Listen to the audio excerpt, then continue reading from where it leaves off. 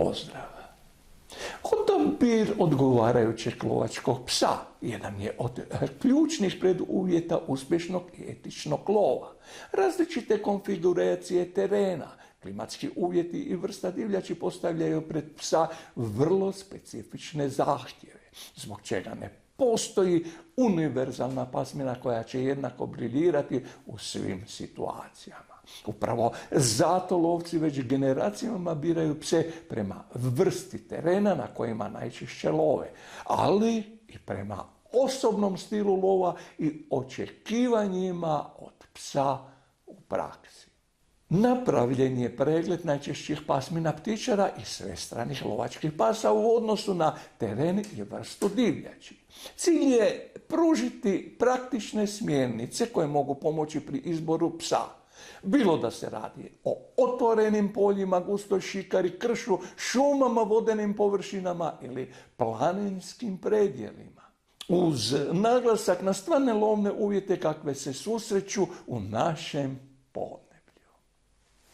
Izbor ptičara uveliko ovisi o konfiguraciji terena i stilu lova, dok su svestrane pasmine poput njemačkog kratkodlakog ptičara izvrsne na gotovo svim podlogama. Određene pasmine briljiraju u specifičnim uvjetima.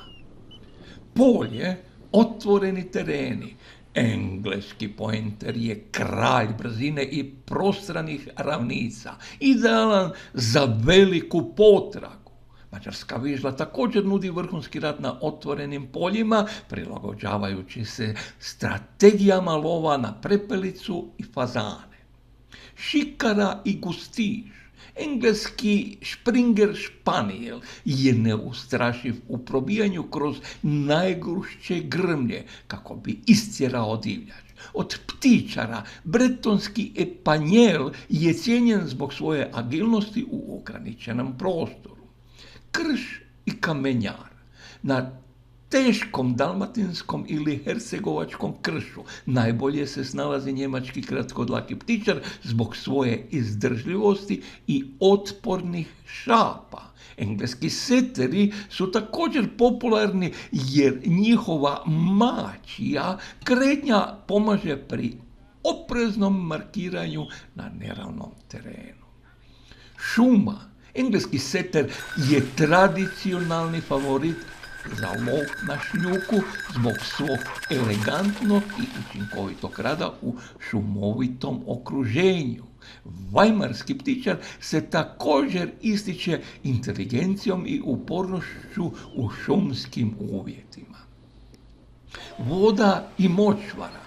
Njemački oštrodlaki ptičar i Spinone Italiano su idealni zbog svoje oštre dlake koja ih štiti od hladnoće i vlage. Irski seter je također poznat po dobrom radu u vlažnom području. Planina.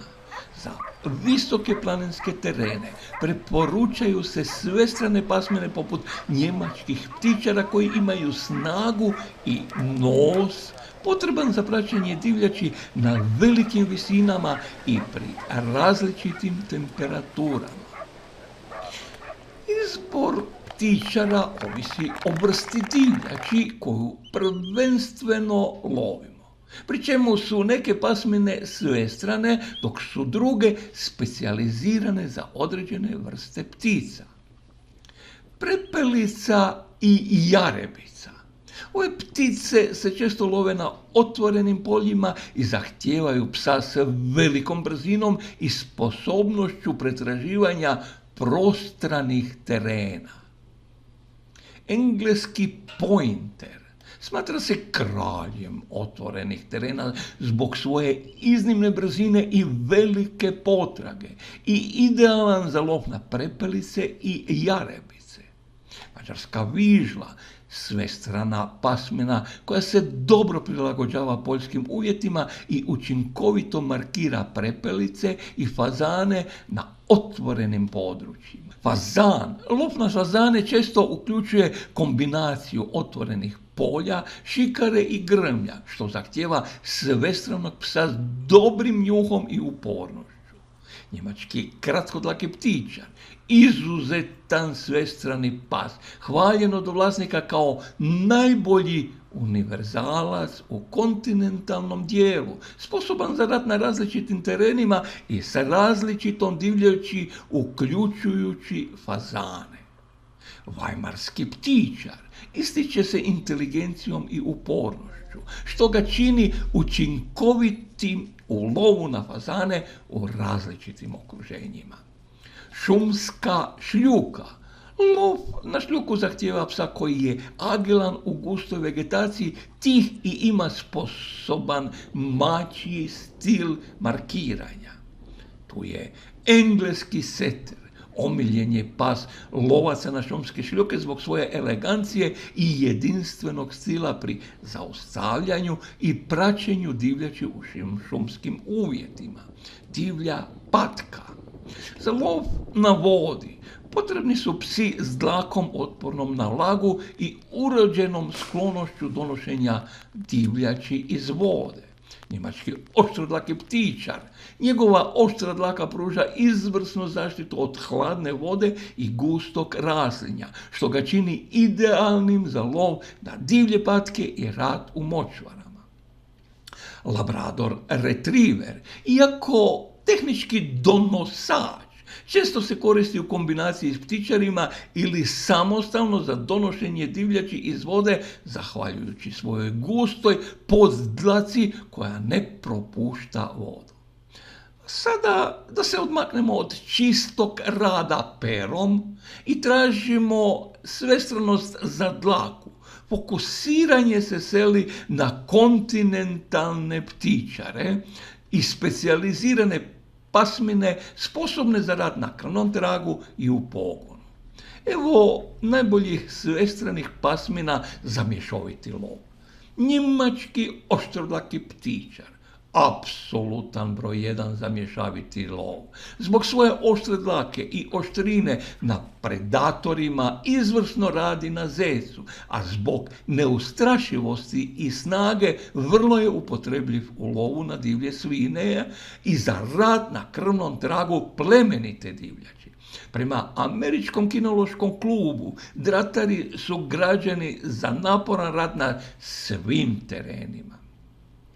Njemački kratkodlaki ptičar, nešto brži od oštrodlakog rođaka, vrhunski je za zeca u polju, ali i vrlo pouzdan za rad na krvnom tragu. Hrvatski lovački savez često ističe njihovu dominaciju u praktičnom lovu zbog inteligencije i prilagodljivosti.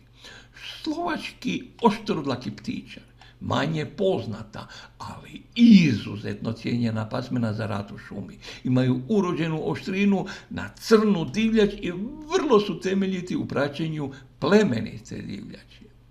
Alpski brak jazavčar, iako nije ptičar, ovo je pas kojeg svaki lovac na plemenitu divljač i divlje svinje mora uzeti u obzir. Specijalist je za krvni trag i rad u teškim planinskim uvjetima. A na portalu Lovac Info navode ga kao nezamjenjivog pratioca za ranjenu krupnu divljač. Erdel Terrier, povijesno korišten kao pas za sve. U nekim europskim regijama i dalje se cijeni za lov na divlje svinje, zbog svoje hrabrosti i snage i ako zahtjeva specifičan trening.